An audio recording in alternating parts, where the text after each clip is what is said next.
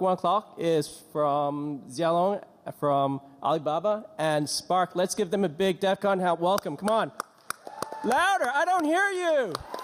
Louder. Yeah. All right, man. Thank you. Thank you. Hello.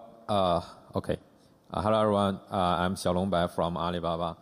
This is Min Spark Zheng, and he's my colleague. And today we are going to talk about iOS security. The title of our talk is HackPac, Hacking Pointer Authentication in iOS User Space. Before starting our talk, I'd like to have a self-introduction. I'm from Alibaba, and before joining Alibaba, I have got my PhD degree in Tsinghua University. And I have published several papers on Black Hat USA, Black Hat Europe, and the Big Four. My Twitter account name is bxl1989, so welcome to follow me on Twitter. My colleague Spark Zheng is a PhD from CUHK, and he is now a senior security expert in Alibaba. His Twitter account name is Spark Zheng. This talk will be separated into several parts. Firstly, I will have a brief introduction of what the pointer authentication is. And then I will show how pointer authentication is protecting iOS. And then comes to the main part of this talk. That is, we found a design flaw in the user space pointer authentication. And with this design flaw, I will show you how to do exploitation in the user space of iOS in this PAC era. And at last, I will show you a tool we designed to do user space exploitations, which is called PAC-gadget. So, what is pointer authentication? Pointer authentication is an extended feature of ARM. It is available in A12, which is the core of iPhone XR, XS, and XS Max. It protects pointers with cryptographic signatures. How does it work? It works by introduction of two instruction sets, which are called PAC instructions and AUT instructions. PAC instructions calculate a keyed hash of the pointer, which is named PAC, and inserts the PAC into the pointer. And the AUT instructions extract the PAC from the assigned pointer and authenticate whether the PAC is consistent with the original pointer.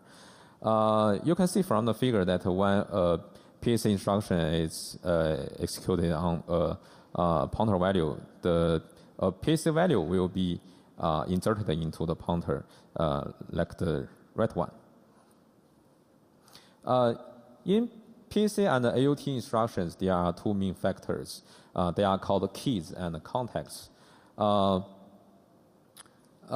PAC instructions work as follows. It will use a key register and a context register to calculate a PAC value from the register XD, and then it will insert the PAC value into the register XD, which then forms a signed pointer. And for AUT instructions, these instructions extract the PAC value from the XD register, and then it also uses the key register and the context register to verify whether the PAC value is consistent with the original pointer value. If the verification succeeds, it will use the verified pointer value to do jump or load. If the verification fails, it will insert an error code into the pointer, so the pointer cannot be used for further use. There are 5 key registers in the CPU. They are called AI key, BI key, AD key, BD key, and G key. Here, the I keys means is used for instruction pointers, sign and verification. And the D keys are used for data pointers. These key registers are only readable and writable on exception levels larger than ER1. Different from the key registers, contact registers are only general registers. They are used to prevent intra-process pointer substitution attacks. That is, when we send the same pointer value with the same key but different context value, we will result in different PSA values.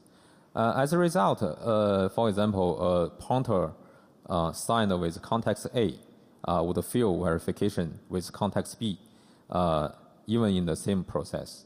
But you should remember that there are some instructions just using null pointer, null context. I mean the context is all 0. These are the list of supported PSA and AOT instructions in the ARM.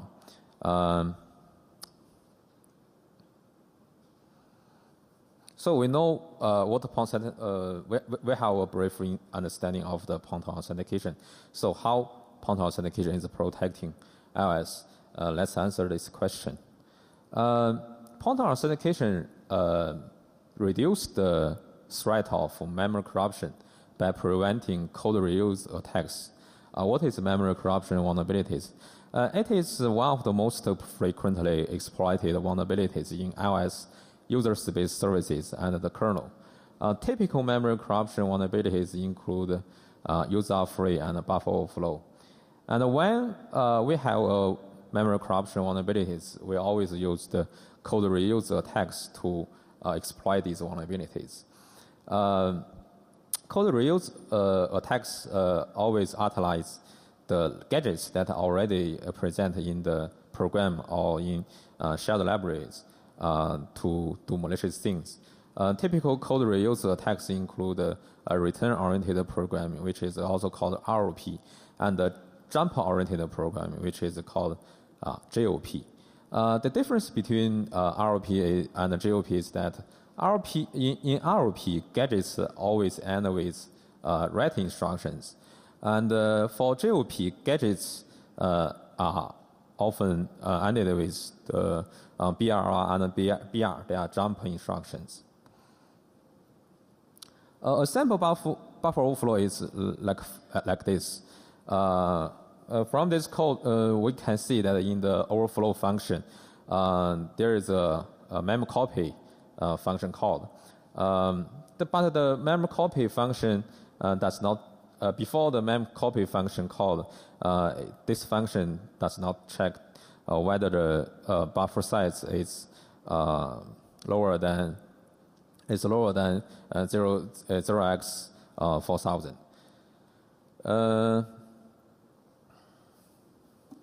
When we encounter this vulnerability, how do we exploit them? We exploit it like follows. We can write more data into the buffer array, and the more the data we write will override the area in victim array. That is, we may override the function pointer in the victim array, which is called dummy. And then by giving dummy an arbitrary address, we can force the victim process to jump to other locations. And from those locations, we can use ROP chain, ROP gadgets, or JOP gadgets to do malicious things. And here, the pointer authentication is going to prevent ROP and JOP. But how? It prevents ROP and JOP by replacing dangerous instructions in the gadgets we see. For ROP,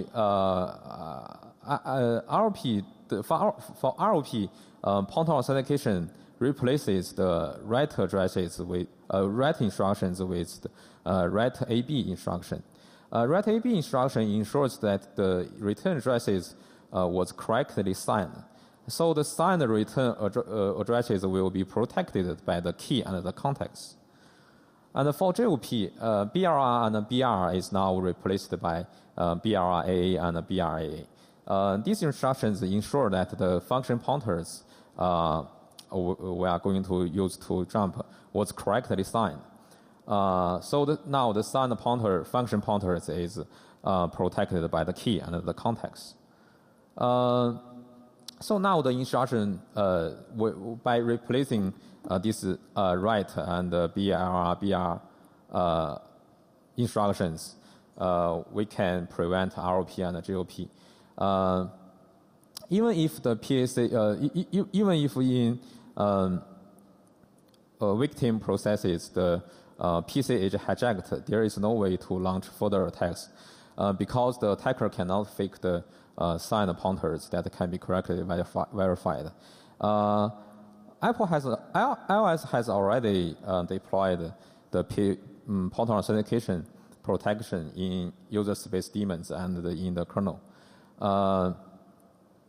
So with the pointer authentication, since both the key and the context are unknown to the attacker, it can successfully prevent ROP and JOP attacks.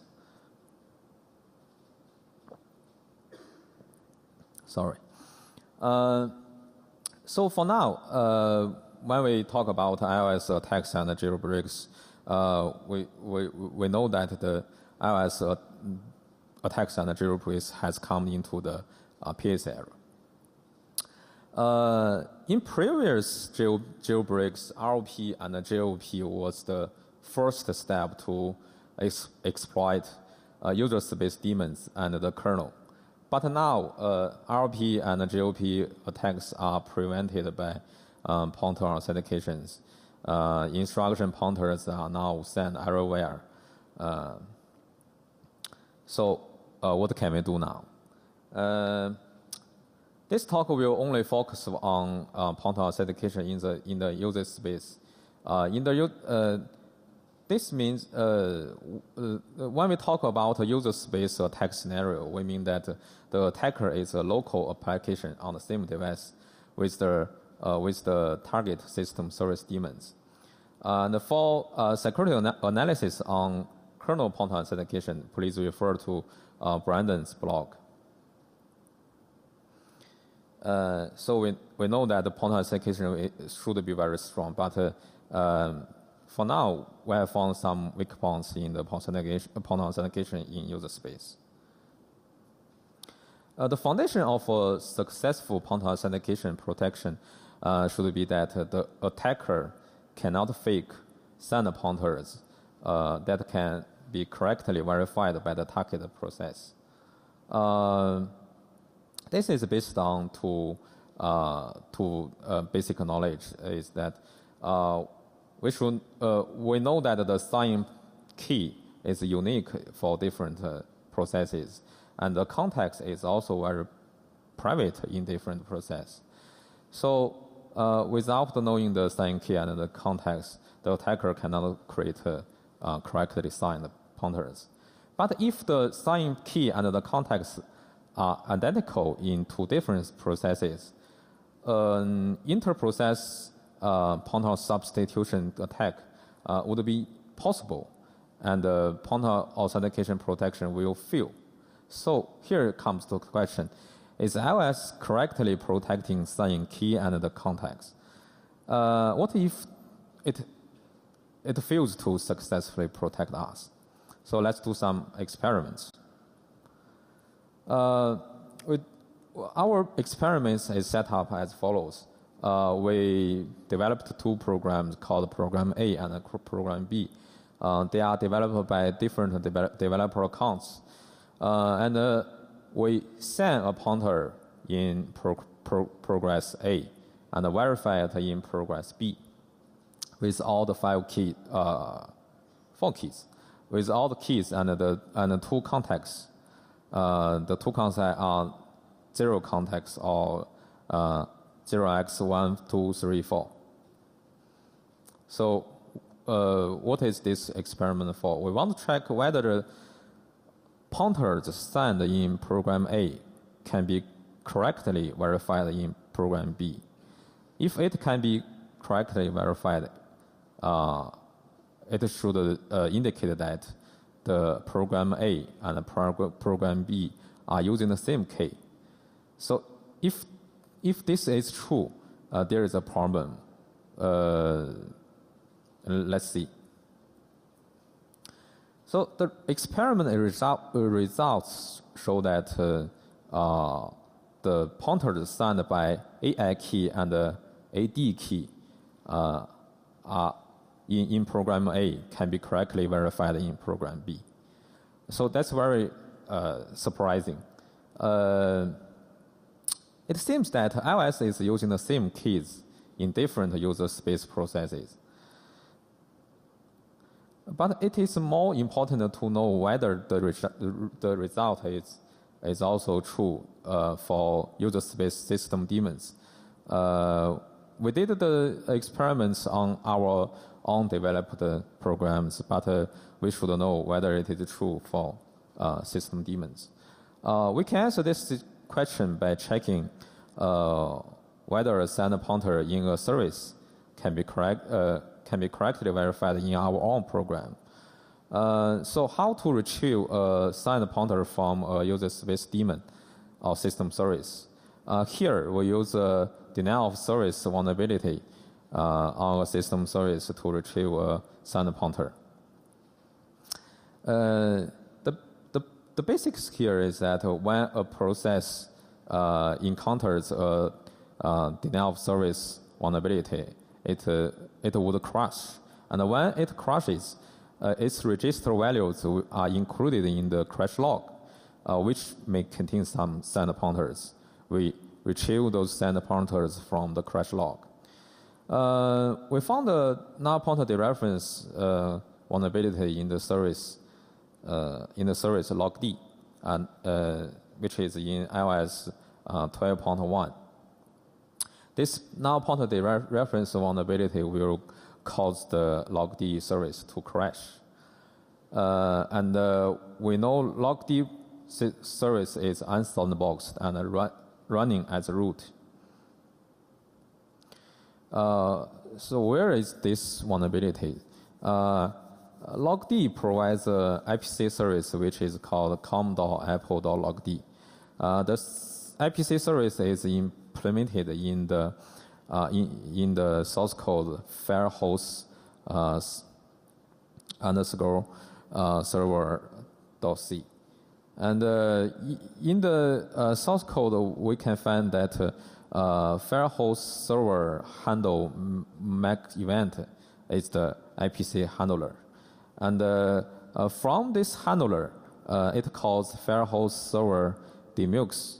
And the demux dispatch the IPC request to different methods, including firehose server register, firehose server push async, and firehose server push and wait. And during this process, it creates a global variable called current client info. But it passes this global variable to different methods without checking whether the global variable is null. So in those dispatched methods, it just trusts the current client info variable without checking whether it is null. When it uses it, it will cause a null pointer dereference and crashes the logd daemon. By triggering these vulnerabilities, we can get a crash log like follows. In the crash log, we can see that the X16 register seems like a send pointer. And by reverse engineering logd, we can find that an instruction has just been executed before the crash. The instruction is like this: BRAA X16 X17. This instruction verifies X16 with the AI key as the key and the X16 as the context. From the crash log, we know the value of X16 and X17, and we get these register values and use these register values to verify them in our own process. We try to verify X16 by AUTIA instruction in our own process. In this way, we are using our own AI key as the key and the previous X17 value as the context to verify X16. And the result shows that the verification succeeds. So this experiment has the same result as the previous experiment. That means iOS is really using the same A key in our own process as under the system services. This is a flaw. But it should not be exploitable, as I have said, that the context register is introduced to prevent pointer substitution attacks. And the attacker should not know the context in another process, for example, the X17. But did you forget that I mentioned there are some instructions that just use the zero context or null context? These instructions include the BRAAZ and the BRAAZ. When you use the null context or zero context, the context is not doing anything to help you to protect the signed pointers. So what does that mean to an attacker? That means that a local attacker can create signed pointers in his own process, and when the pointers are used in another system service process, they will pass the verification of BRAAZ and BRAAZ in the system service. So the JOP is alive now. That means we can use we can still use the gadgets that are ended with BRAAZ or BRAAZ to find the JOP gadgets and the chain JOP gadgets to do malicious things. But how about ROP? We know that ROP gadgets are now ended with should now be ended with write AB. But in these instructions, return addresses are now signed by the B key but the B key is unique in different processes. And we also know that write AB, the context of write AB is SP, and also private in different processes. So ROP has no chance.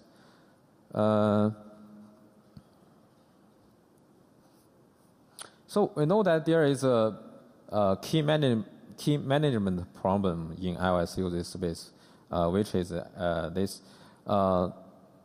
We know A key is a per device key. It is renewed at each device reboot, and all processes are using the same A key. And the B key is a per process key. It is renewed when a process restarts, and different processes are using the different B keys. What is the root cause of this key management problem? The root cause is a trade-off between the performance and the security. Let's consider the situation that there are function pointers in shared libraries. We know that the shared memory regions of shared libraries are copy on write. So if the pointers are signed by different keys in different processes, it will cost more time and more memory space to create a new process in order to copy the shared libraries. Like this figure shows, if we sign the pointers with the same key in different processes. When we fork or create a new process, the shared libraries do not need to be copied at the fork. But if we assign pointers with different key in different processes, we have to create a new copy of the shared libraries when we fork a process. So the actual copy will cost more time and more memory space. That's a lot of performance loss. So Apple has no choice but to use the same key between different processes. This is a design issue which is inevitable. With this issue, let's have a look at how to do exploitations in the user space right now. Here, I will use a real iOS user space vulnerability to show how to do exploitations in iOS user space daemons. This is a vulnerability in the daemon called Media Library D. Media Library D provides an NSXPC service which allows sandbox applications to execute a secure command on a SQLite database. The XPC function is called execute query in the left figure. In the right figure, you can write. You can write the code like write to execute some secure commands on a secure database. SQLite has a very interesting feature, which is that the users can create a customized tokenizer implementation and specify the tokenizer to be used when indexing text. So how to create a customized tokenizer implementation? We can provide an address in the secure command, and the SQLite will retrieve a function pointer from the address. And the function pointer is exactly the tokenizer implementation. You can see from the figure that we create a tokenizer called a myTokenizer, which is in the address 41414141. And we use the myTokenizer to create a table. And when these secure commands are executed, the SQLite will try to find a function pointer, which is indicated in the 414141 address, and use that function pointer to call function. So when those secure commands are executed, Media Library D will try to invoke a customized tokenizer from a function pointer like follows. This is the disassembled instructions. It will try to load a function pointer from x24 plus 8, and the function pointer should be a signed function pointer and stored in x8, and the Media Library D will call the signed function pointer by BRAAZ, which is stored in x8. So here, the attacker can control the x24. As a result, the attacker can control x8 and further hijack the PC in Media Library D. How to further exploit this vulnerability? We know that now x8 is under our control. Then we can use keep spray techniques to point the x8 to point to the X8 to a arbitrary address. How to sorry.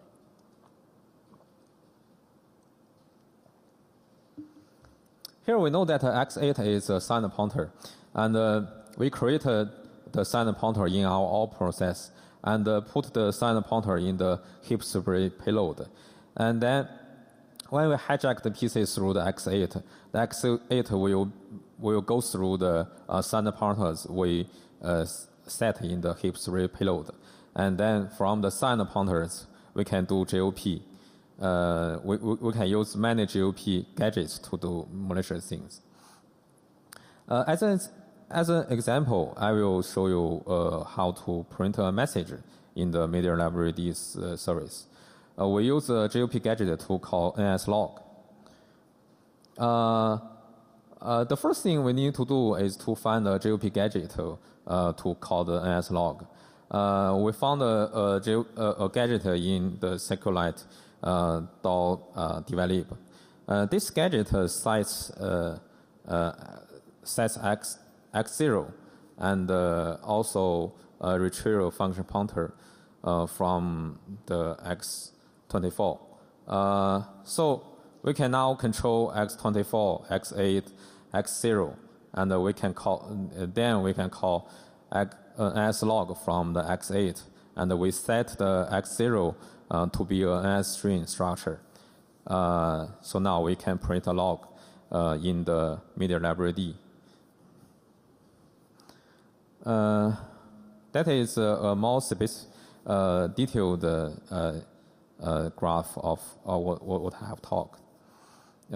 We first control the x8 to point to the purple one, and the purple one will lead to the right gadget, and the gadget will further retrieve the function pointer in the green one, and also x0 from the orange one, and then the green one will lead us to the nslog.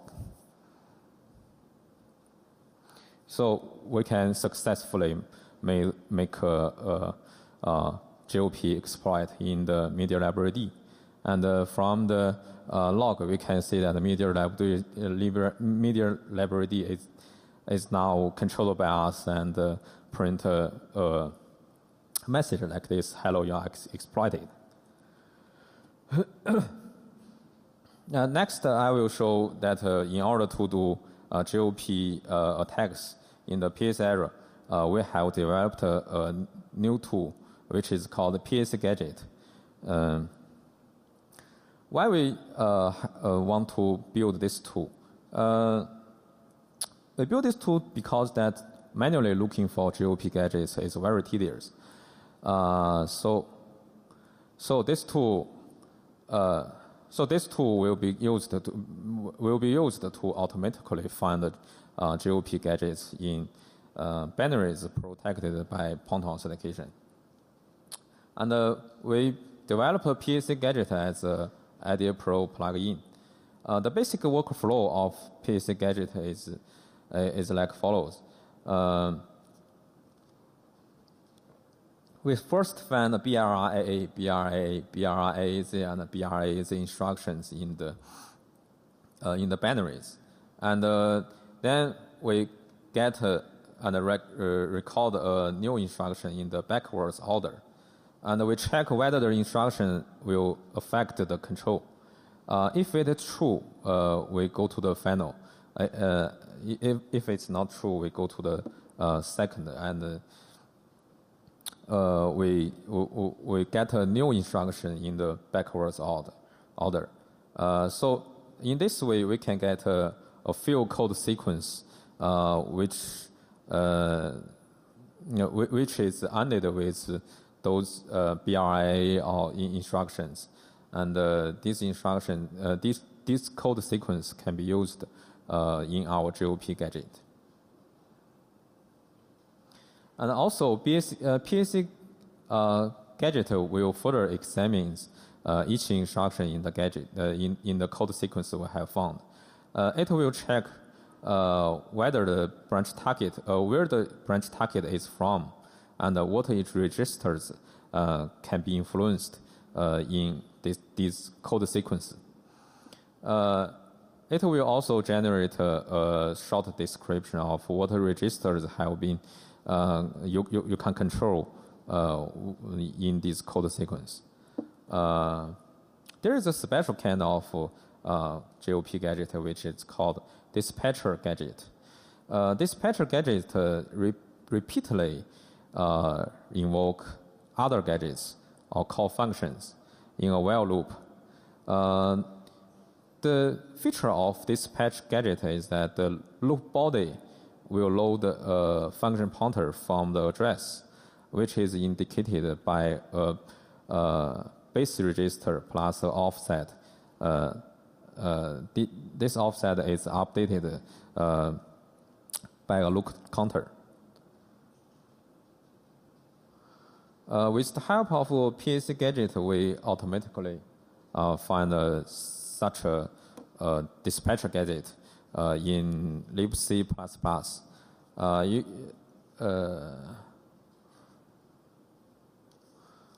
You can see from this figure that in this gadget, the gadget will retrieve the function pointer from x19, and the function pointer will be further used to call other gadgets, and we can loop through the gadget.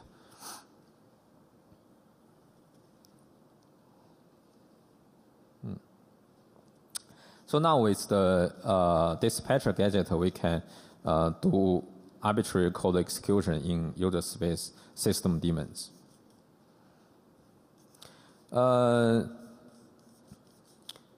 So next, I will conclude this talk. In this talk, we can have a basic understanding of what point authentication is, and how point authentication works, and how it is protecting iOS user space daemons. More importantly, I have shown that there is a design flaw in iOS user space point authentication. That is, iOS using the same key in different user space processes. And I show that attacker can leverage this flaw to launch JOP attacks in user space daemons. And I use a real exploit to demonstrate the JOP attacks in point authentication protected processes. And finally, I have shown a tool to automatically find JOP gadgets in point authentication protected binaries. And here are some references. Brandon has already do some research on the point authentication issues in the kernel. And Ian Beer has also do some experiments of point authentication in the user space. Okay. And PAuth and ROP has developed several tools to help you understanding what point authentication is and how you can inspect point authentication instructions in binaries. So that's all. Thank you. If you are interested in my talk, we can have a further discussion, and please follow me on Twitter. Thank you very much.